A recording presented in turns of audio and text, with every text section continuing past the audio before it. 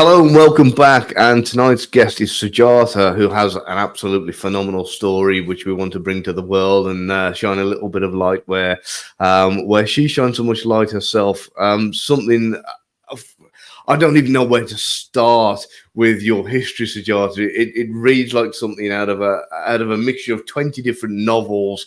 The journey you've been on is unbelievable. So I'm not going to steal any of the limelight with this. What I want to do is pretty much hand it over to you and tell us about how your journey started and how you got into what you've been doing over the last few years. Okay. So here I go. It's interesting that you say I've got 20 different stories into novels and stuff like that because recently, I got a recognition. Sorry about that. No problem. And it was, at a time when curiously everything goes hand in hand, up and down, right, in life. Mhm. And out of the blue, I was invited to an event where I was asked to speak, and I was given an award for excellence in mentorship. And this is like the journey of my life. So when you say stories, I do not know where to start. But just to start, like what I said in the speech was that many years back, there was a person who told me, you should be locked up in a room and the key should be thrown away. And I said, here I am. So, whether it's being stalked as a housewife by a mafia don, or whether it was growing up without a father and seeing human behavior, which you're Mhm. good at doing it because you're like a trained profiler. But Mhm. I got trained in life experiences. So I saw the human behaviors, while growing up, how people change, how people behave, and what drives them, Yeah. and those are the kind of things. So, like getting stalked by a mafia don or starting my career with absolutely nothing in Mhm. today's world is still is about degrees and certifications to some people, and to Mhm. some people it isn't, and it's very strange because many years back, when I wanted a job, I got my jobs without degrees and certifications. It was just based on the ability of how I present myself, right? And till today, at this day and age, you would probably not be surprised to know that human beings have not changed. So, what has happened is even now, people think that they need to ask me for my credentials and whether I can speak or not. How's that? So on one hand, I have people putting me down, even at this day and age. Then I have people who come out of the blue and they want to give me an award for mentorship. So I Wow. my Yeah, it certainly is a crazy world we live in when it comes. As you know, I've worked in the intelligence industry myself for quite some time, and I remember when I took a back step from it for a while, I went through a little bit of a personal issue, and when I came back to the industry, they said, "Oh, everything's changed now. You know, you've got to be qualified in this to be able to teach it. You've got to be qualified in that. You've got to have all the paperwork." And I said, I've been doing this for years. You know, I've never needed any of this before. And the truth of the matter is, I got all the qualifications and the paperwork, but it didn't make a blind bit of difference. I was still the same person and still using the same methods. So what I want to do, I want to go back to the story with your daughter because it holds so much emotion and so much interest, and it literally is in my eyes, I think probably your mountain. And if you're all right to speak and let the audience know a little bit about that and what happened, that'd be really, really great. Of course, it was the mountain because mountain, where challenges happen and where you are shaped as an individual. So, like I said, that my journey was not written by me. I Mhm. just responded to my journey. And, we have all kinds of biases and discriminations. So, whenever you are a victim of any sorts, it actually comes back to you. The society is very unforgiving, and they will re-shame you, they will re-victimize you. So my daughter, who was an adult at that time and was in the profession of having a dance school to herself, And then she was raped by a security guard. And at that precise moment, which I call leadership is about actions, that Mhm. precise moment when I got to know, I had to make a decision. Most mothers and most people do not report incidents like this, which is why a lot of people don't get justice. I Mhm. have met so many people who, in their childhood or as an adult, they have got sexually abused either by some family member or somebody known or an outsider. And I've never even shared it with their family because Mhm. they did not expect. And if they shared, they did not still get the support, which every victim is this thing. So when my daughter got raped, I was very clear that I was going to fight for justice. Now, here is the thing: I operate on principles and not on results. So I Mhm. did not know whether I would get results, but I knew that was the right thing to do. And it was an 8-year old battle in court. Now you can imagine, some of you, because you all are in those systems, imagine going to court every single day for every hearing. And I used to, even now when I go to the courts, if I wear this dress that I used to wear then probably people will still recognize me as so Mhm. and so rape victim's mother, because that's what I did. Yeah. And I used to wear the same clothes for the entire week of hearings and Mhm. used to watch them only on the weekend. And whether the lawyers turned up or not, I was there. So the Mm. judges, they noticed me silently sitting, because in a court you cannot speak unless you're called to the witness box. You're Mhm. not supposed to speak. And so I had to literally, it was like, if you put a scotch tape on the mouth and you have to watch the whole proceeding and can do nothing about it, because you see how the lawyers act, how judgments are made, and you see other people's horror stories while you're waiting for your case to be called. Mhm. So it is like that. And there are times when I would have liked to just scream, that this is initially I would feel like that, because it was like, I know it is wrong. I know that things are being, what should I say, dressed up, or you can say clever tactics are being made for manipulation of getting the end result, but there's nothing that you can do. So you can imagine the predicament that you have to sit like that for a Mhm. person like me, when I would have liked to shout out. But I had Oh, to develop that patience, and I had to develop that resilience in me to withstand it, because it's yeah. like every hearing you have to go through the whole episode again. What happened? How did it happen? Why did it happen? And it's like, if you are the victim and you have to depose in front of the criminal, Mhm. how do you? So can you imagine that kind of a thing was happening with me?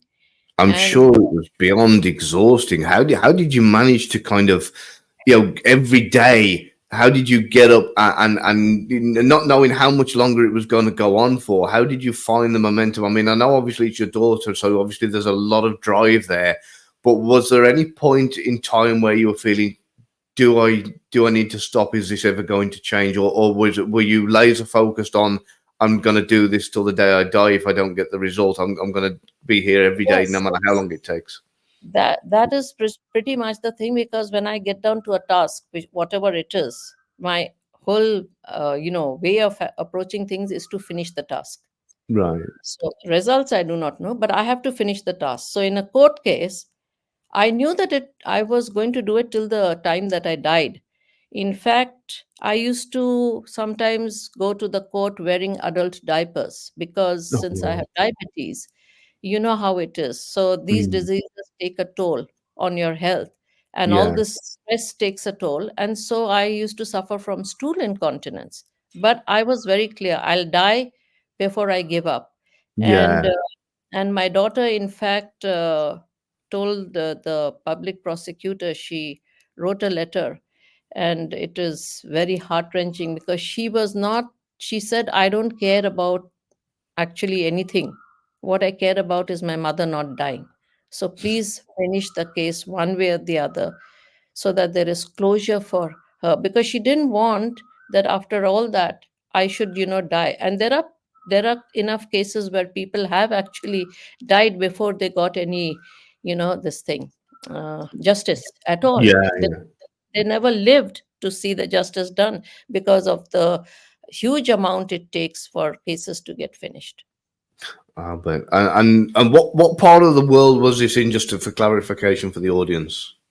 So the thing is that I don't want to say what part of the world, Okay. because uh, that is to actually, though people will guess at some point if they ever come to read my Yeah. book, they will No do that. problem.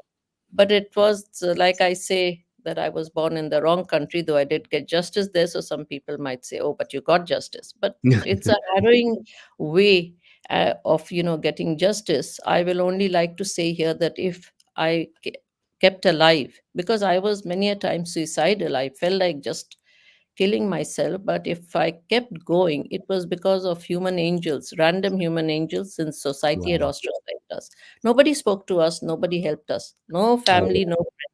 The only no, no. people who helped me were actually the cops, the Huh? senior cops who held my hand all the way through. Whenever I felt like giving up, they would motivate me and encourage me and say, no, you're a very strong mother, so Oh, you wow. will not give up. But if they weren't there, I don't know how I would have managed. I'll bet. Wow, that's awesome. And I'm Yes. glad you. Sorry. And of course the public prosecutor, because he Mhm. was very good. Sometimes cases are very difficult.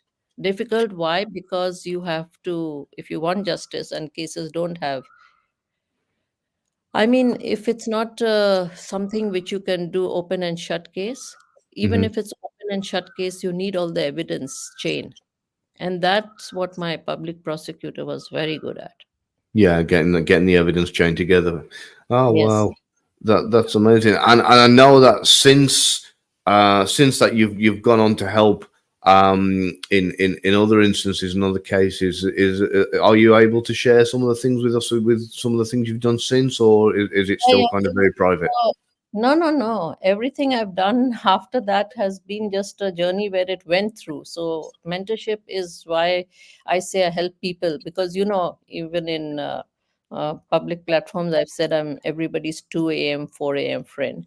So, I am there for people and in all kinds of situations and walks of life. Like in one of the African countries, I helped this woman because, I've been into investigation and raids and all, right, as a Mhm. part of my journey of career, which was very diverse from journalism to anti-counterfeiting.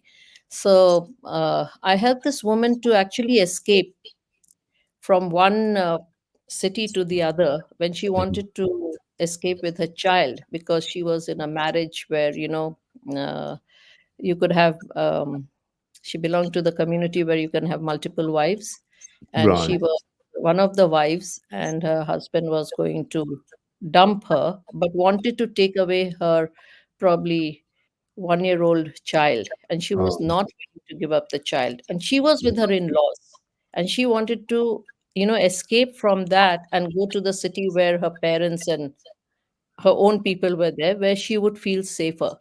So I yeah. actually helped her do that.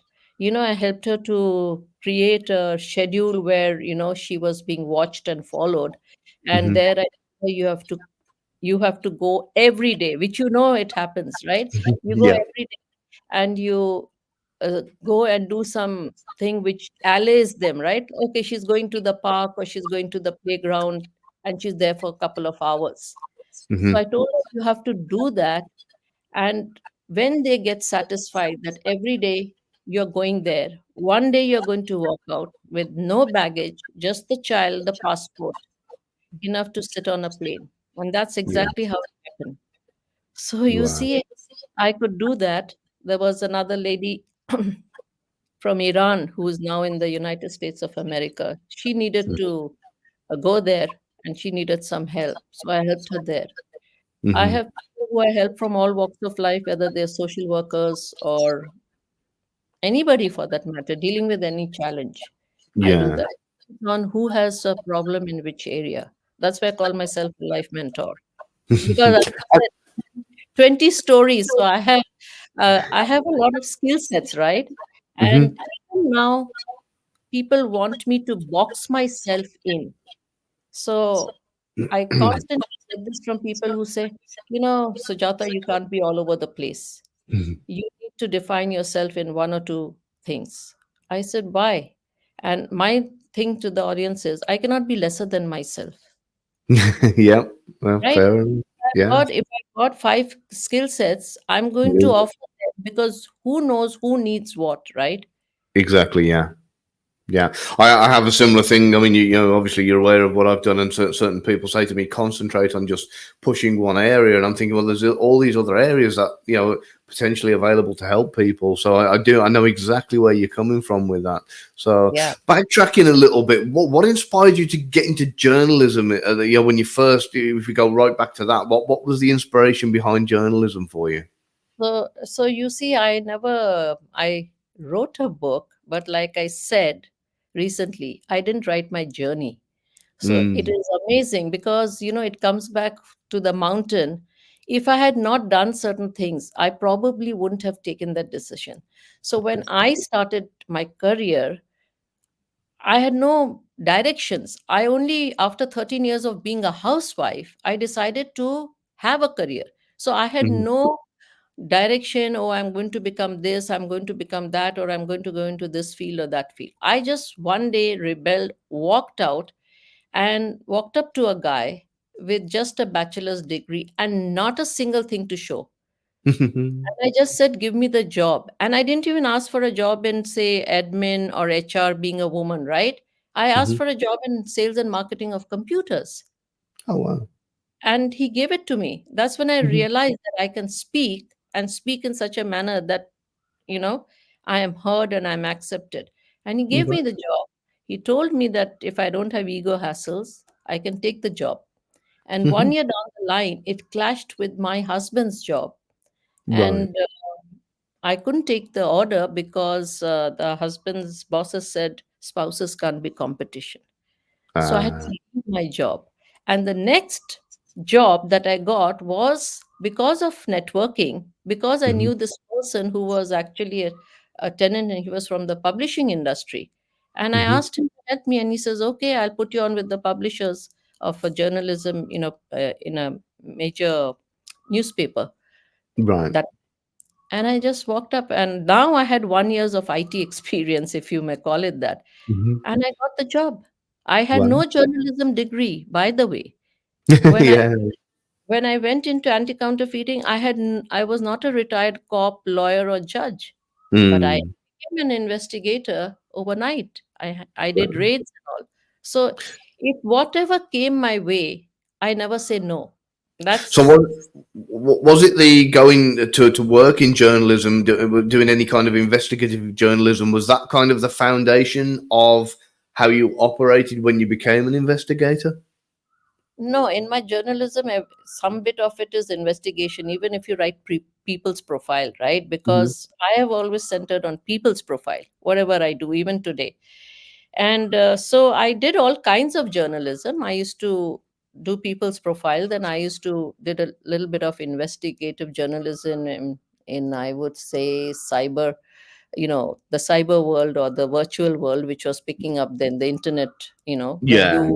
you could be somebody else, because on the internet, once I wrote that you can be anybody, like now we have technology which tells us you have to show your face when you're in Zoom and other thing, but Yeah. there was a time when you could be anybody. You could Mhm. just be on the internet, you could be exchanging mails but not really saying who you are.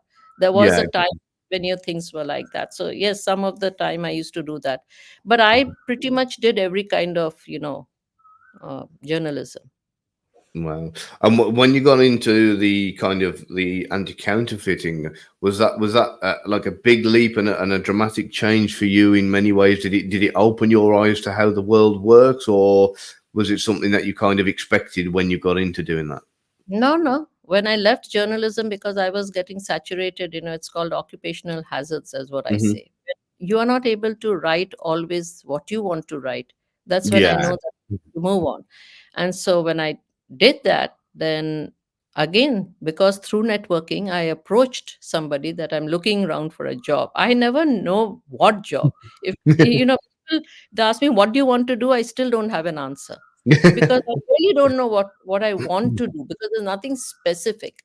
And Mhm. so the next thing was through connection that I got into anti-counterfeiting. Wow. And I didn't say no. It was totally new for me. It was totally out of the blue. But when offered, like I said, I don't say no. And Mhm. that led to such a whole learning of skill sets, like Yeah. the high moments were when I was called by World Customs Organization for a conference, and I was the Mhm. only non-customs guy, if you would call it, who went there based on what I had been doing. Got you. Wow. So I Wow. used to do investigations. I used to do raids with the help of police. I used to talk to informers. I used to talk to NGOs, to ministers, and everything. Mhm. Wow, that's brilliant. And now you're not currently, I won't say where you are, but you're not currently in the same part of the world as where you originally No, were, are you? You've kind of relocated now, haven't you? no, no. You can say where I'm in the part of the world, because my opening introduction nowadays is this: I'm a global citizen based in Singapore. That is Oh, fact, okay.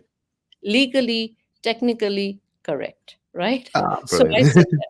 If you ask me, no, but where are you from? Then I will say things like, I was born in the wrong country. But, Yeah, I know that but, feeling. yeah, but the thing is that I'm based in Singapore. Mhm. But And I always, why do we have to have boundaries and borders, right? We are human oh, beings on this planet. Not that anybody is going to listen to me on that matter, but that's yeah, it. Yeah. Unfortunately, the way the world works, there's so many differences between kind of countries and cultures, and everybody seems to be fighting over who's the most peaceful. yes. So, but I don't want to go down that route. I'll keep it nice and light. So getting established in Singapore, because I know that in itself also held some challenges for you as well, didn't it? And Yes. since you've kind of become settled there, have you now networked in that area, and have you got a good network of like kind of friends and associates in that area now? So that also happened out of the blue. I mean, when I got into Singapore as an entrepreneur, it was because of my spiritual experience when I met God in Barcelona. That's why I say I'm global, because I did Mhm. not meet God also in the country where I was born or in Singapore. I met God in Barcelona. Wow. And out of that spiritual experience, my entrepreneurship journey began, because, when I had that experience, I had walked into a shoe store, Hmm. and in my meditation prior to that, I used to see myself wearing red boots, which I'd never Hmm. connected with anything. I did not know what it meant. But when I went there, the store manager said, "Oh, you're back. Here is something you might like." And it was a pair of red boots. Oh And I wow. just, and I just said, without thinking, I just said, "Why don't you open something in Asia and I'll run it for you?" And he says, "Why don't you talk to the owners?" And that's how I talked to the owners. They gave me the franchise rights, and I opened my um, company in Singapore, and I was selling shoes. Wow. How So about you that? see, that too at a time, and all through my life, people have said, "Oh, you can't do it," because it's not as if I was having a business background, though I had my consultancy, prior to this in the country I was born. But here I was, where I started in a foreign country as a foreigner. To open your own business is something, right, Gavin? Oh yeah, yeah. It's got its own set of challenges. Yes, However, exactly. I love that one particular line there. That should definitely be the title of your next book. It should be called "When I Met God in Barcelona." Yes, That is just absolutely brilliant. I really love that. It was just it was said without any kind of it was just so factual and it was yes, I really loved the way you said that and come out with that. So while I did say we were going to save this till the end, but while we're on the subject of books, can you tell us a little bit about your book? It's called Against All Odds, isn't it? yes. It's called Against All Odds, no retakes, no manuals, real life lessons. And that is, again, whatever I say and do is factual. I think because I am a uncertified but practical lawyer, right? When I Hmm. wrote the book, I did consult my lawyer, and he says, just don't put in names of the bad guys and you'll be fine. And that's what I have done. I have put in wherever I could put names. I put Yeah. in the names and the pictures. I've given the cops, their share. I've given my public prosecutor, so all with pictures and all, or Hmm. doctors who helped me through my journey. And yeah, Singapore Airlines, because I used to travel for 8 years, you can imagine, from Singapore Wow. to India. And it costs money, right? Like, Uh-huh. it's not only the emotional and mental space that you need to go and fight a case, it's also the financials of it. Oh We yeah, nearly yeah. bankrupt. But I think when God gave me this entrepreneurship, it was to take care of my finances to go travel up and down. It's not Hmm. easy to do that, you know. Oh yeah, So yeah. that's the book. And look at it, when I say that I met God, is all connecting the dots. So when my court case finished after 8 years, my business contract also finished. And right Mm. at that moment, COVID happened and lockdown happened. And I Wow. knew that this was a time for me to write the book to inspire people. Because when Yeah. we're born, we don't have a manual to be the best son, the best daughter, the best husband, or the wife, or the mother, or the father, right? So we have to learn on the job how to Yeah. deal with all these relationships, how to deal with challenges. And I knew that I had to write the book. Well, and do you think you will be doing another book in the near future? Well, somebody told me, first of all, nobody wanted to publish my book, but I published it on Amazon. Mm-hmm. Again, God showed me some way. And then I was told once that, oh, if you're an author of one book, you're not really an author. Can you imagine? Anyway, I have three books under my name. The second one actually was written by my son. He was kind enough to put my name in there. It's called Book of Whimsical Musings. It's got a lot of short stories, essays, and a published sitcom. Right. Oh wow. And the third book is a book on crime fiction, which is a Ah, passion area of mine. It's called Wink. wink. Yes. So it's a little book which is this size, and Hmm. it was written in 7 days. My first book, autobiography, was written in 7 months nonstop writing. Wow. This one I did, and it was in 7 days. It's a cute little book which you can carry in your bag, and it's Oh, just wow. standard crime fiction. Okay. I haven't got a copy of that, so I'll be checking that out later, and I'll be getting a copy of that. So yeah. And what's in your future now in Singapore? Do you see any kind of long term plans, or how does Sujata live? Is it something that you just see where the wind takes you, or do you I have? live I live for the moment. I live in the moment, and I take whatever comes my way. So I've got lots and lots of mentorship going on, because the more that people discover me, they do want to get that guidance. I guess, like I said, even suicide can be prevented if there's somebody to listen to you. I'm Hmm. a really good listener. So that's what I do sometimes. Then I have projects on writing also, because now that I've written a book, everybody has a dream to write a book. But it's Hmm. not like you just write a book. I mean, you might nowadays, I see authors who have used AI to become writers overnight, but that's not really writing, when you write on sensitive topics. And so when Yeah. you write a book, it has to be structured. I did not just write my book like that. I really structured it. If those who have got my book will know that it was structured, you know. Hmm. So that is what I do. And then depends if somebody wants anything in legal, paralegal matters, like if you're going through divorce, or if you're going through custody battles or something like that, knowing that I know the legal system very well. Everything is not about certifications. Or if you want something where you might have a brand and you need to protect it, or you want to consult me on the IP, how to own the IP or something like that, I can Hmm. give those advices. Because like me, there are people who are first timers, right? And they do Hmm. not know how to start, when to start, where to do, those kind of things. So Yeah. I do that.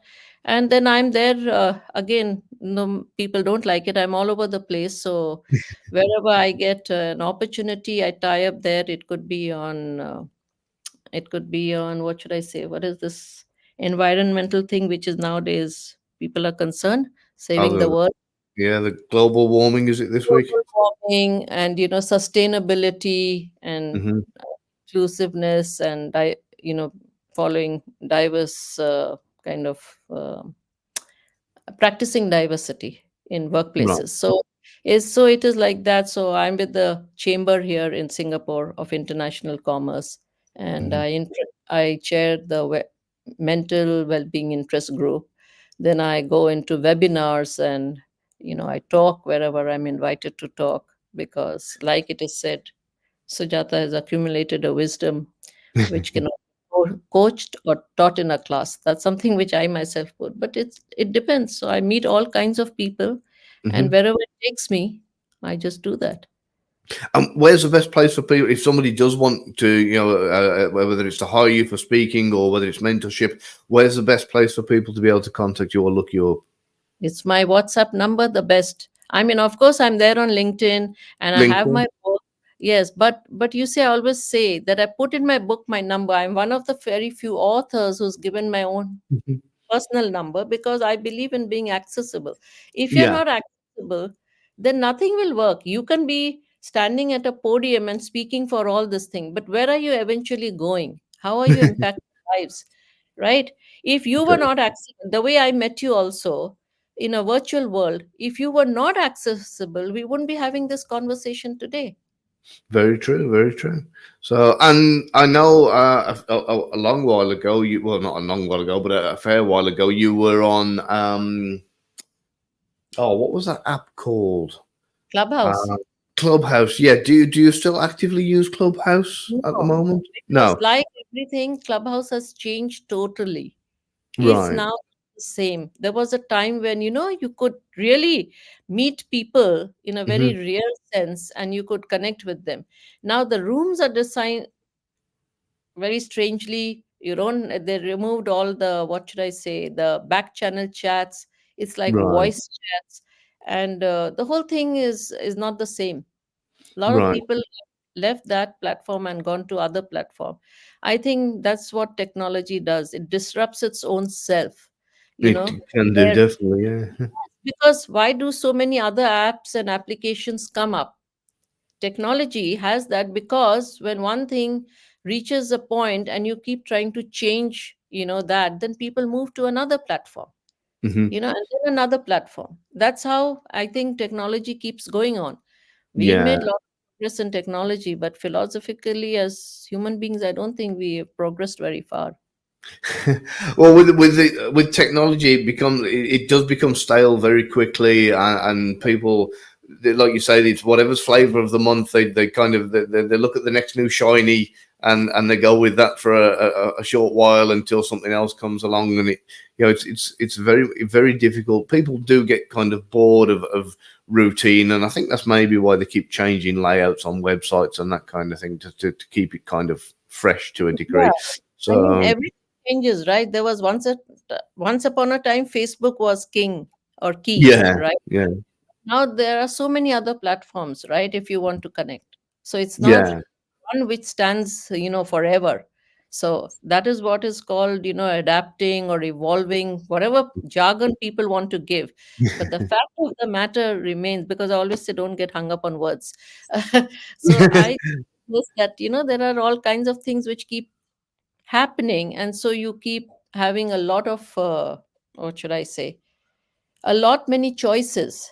And when you have lot many choices, then people, whichever is comfortable to them, they sign up on that.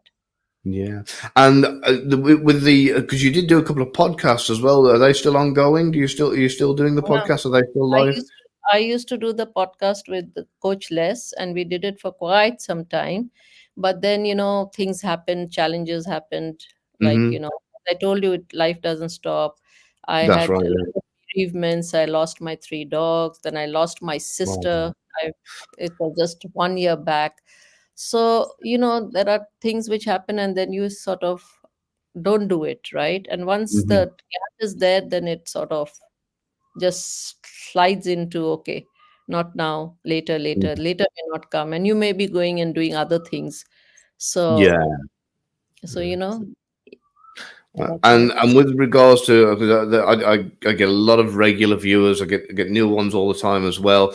And I know that there are a couple of my regular viewers that right now are facing challenges of their own in their own life and finding certain things that are um, difficult to kind of to keep battling against for them. And I don't want to go into any details or give anybody's information away, but I know that there, like I said, there are a few of my viewers that are really facing their demons every day and keep struggling, and for them sometimes it feels like there's no end in sight, or that it's going to be a long and grueling journey. Have you got anything that you words of encouragement you can say to them, just to kind of help to give them that motivation to keep moving forward? Yeah, so one is, what, no matter how it sounds, but one is that you can always tell them to come to me. You Hmm. can give them my number. The other is, like, I have faced everything alone, right? Hmm. And I'm not the only one. If you look at celebrities, for example, Robin Williams, Matthew Perry recently, right? Yeah. Why do they take their life? They had all the money in the world. They Hmm. had the best resources in terms of, the certified practitioners and counselors. Why did they still take their life? Because at the end of the day, if you are lonely or alone and you have nobody, that's the key. So when you have nobody, you have to work on your inner resilience.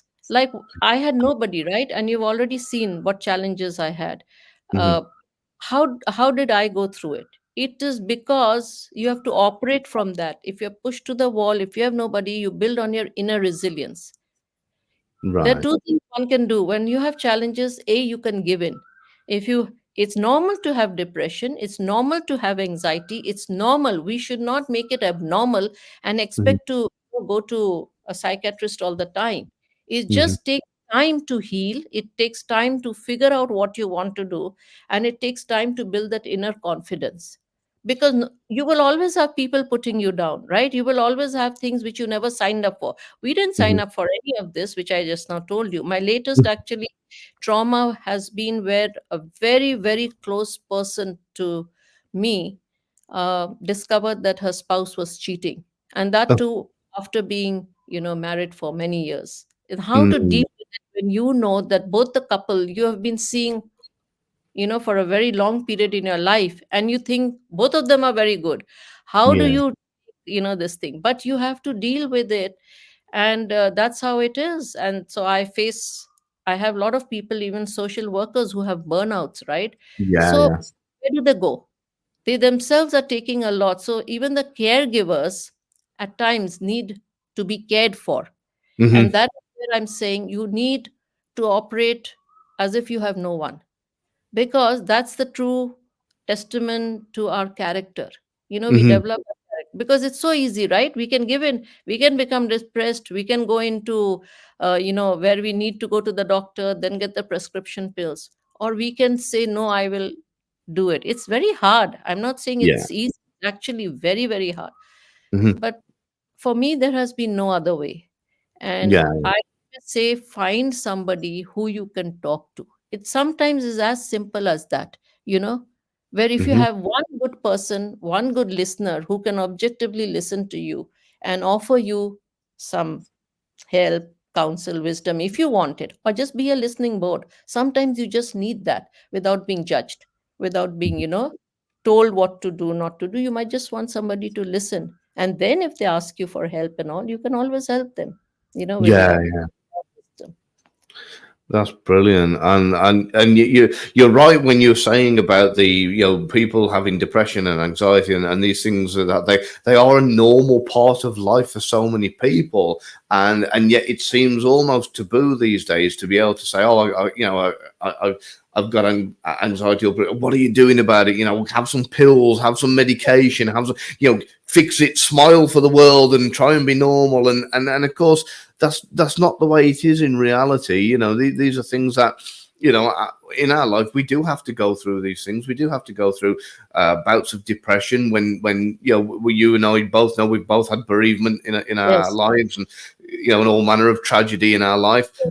So you do have to go through that sometimes, those bad patches, and you do have to go through the times of being anxious, and it does, I believe, build character. I believe it does make you stronger, and I think by numbing it with pills and by medicating it, I don't think that's the best way of dealing with it. It might take the edge off it for a lot of people and make it bearable for a lot of people, but I think they're doing themselves an injustice. I think a lot of them need to kind of and again, this isn't a medical opinion, but it's way It's a before we had all this medication. This was how it was dealt with. Yeah, it's not a medical opinion, it's a practical opinion because if you look at it, there is always a side effect of any kind of medical treatment, which Yeah. nobody wants to talk about.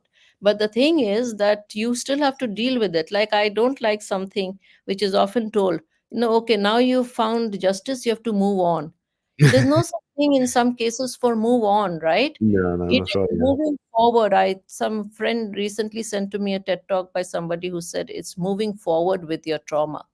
yeah, You learn yeah. to live with it, and the scars will remain. If somebody tells me, okay, you had this thing with your daughter, and now everything is done, so uh, you move on. No, why should I move on? I Hmm. may not be able to move on in that sense, but I'm moving forward, right? It's Yeah, not that I'm exactly. crazy. It's not that I've lost my perspective, or it's Hmm. not that I'm living.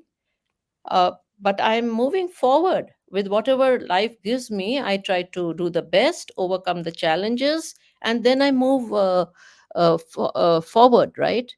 Yeah, and of course, I just want to clarify there when I said what I said a moment ago, that I'm not minimizing depression or anxiety for people who suffer with very deep depression or very crippling anxiety. That's not the case. I'm not one of these people who just say, "Oh, just get over with it," just deal with it. I know that it does need time, it does need attention. I'm simply saying that sometimes, in some instances, medicating it is not the best way to deal with Yeah, it. because Yeah. we neither of us are saying that if you have Alzheimer's, dementia, schizophrenia, that you don't go to the doctor. Those Oh are yeah. mental illnesses. We are talking Mm-hmm. of mental well-being, and mental well-being is impacted daily by what Mm-hmm. we face. You could be having a very peaceful moment, and somebody could be very nasty to you and say things to you, Mm-hmm. right? Are you not going to, for a moment, uh, be put out? You are. Oh So yeah, it's like, exactly. it's like hurting yourself. So if you're in an abusive relationship, what do? You can't just say, oh, I'll have pills and it's not going to take this thing. You might have to go for a divorce at the end of it, or Mm-hmm. you might have to be separated. There's so many things which happen. There's no Yeah, one quick fix for all, right? And that's there are right. Yeah. multiple people who are impacted in our daily lives. Like, in the rape case, that's what I have been saying to the world. Everybody always asks for the, what happened to the victim. Mm. Nobody asks what happened to the family, how a Yeah. family is impacted, and how did they overcome that. That is exactly my story, that we were all impacted, and how we were impacted, and what one of us had to do, because who's going to fight the case? It's not as if, is the somebody has to take the mantle, right? Yeah. And I Yeah. did. Yeah. You cannot expect the breadwinner of the family to leave the job and, you know uh, do all that. So he had Mhm. to keep supporting me through financially, being at Yeah. his Yeah. job, and And yeah. go through their um, trauma, Mm-hmm. because it affects everybody, as I said. Yeah, and like you mentioned earlier, that the financial strain as well. It must have been really difficult for the family unit as a whole. Because you're all making sacrifices, every single one of you. So it's that impact that has must have been really phenomenal. Mm. So well. Sujata, we're coming up to the hour. The clock's ticking, so I've got a very limited time. I'm aware of your time, so thank you for joining us. Is there anything that? Well, I'll tell you what. To start with, are you available for other podcasters and other YouTubers if they want to approach you and to Yes, come and talk on the show? yes, yes. I am available for anybody who wants to have a podcast. I also have my own podcast, which you know, where Hmm. I introduce people who I call gems of excellence or the human angels, people whose stories are inspiring. So I'm available on both ends, like being interviewed on podcasts, having Hmm. webinars, or having any kind of where I'm like I'm doing with you. Or if Yeah. people want to come on my podcast, where if you are bold enough to tell your story in its most authentic manner, I will feature you and present to the world, like I had the pleasure of presenting you to the world in my podcast.